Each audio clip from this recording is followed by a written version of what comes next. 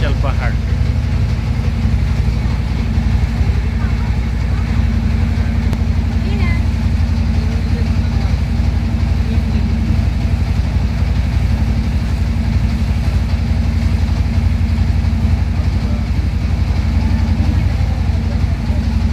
আসলে লাইফে অনেক কিছু ভ্রমণ করলে মন অনেক ভালো থাকে, অনেক কিছু শেখা যায়। আমাদের দেশের অনেক সুন্দর সুন্দর জায়গা আছে ঘোরার মতো। তো আমি মানুষটা আসলে ভ্রমণ পেয়েছি, সময় পাইলেই সুযোগ বুঝে বাইরে করি। তো মানে গত 6 মাস আগে মনে হয় যে বাচ্চাদেরকে নিয়ে, দেখুন 2টা ছোটো বাচ্চা গোসল করতেছে।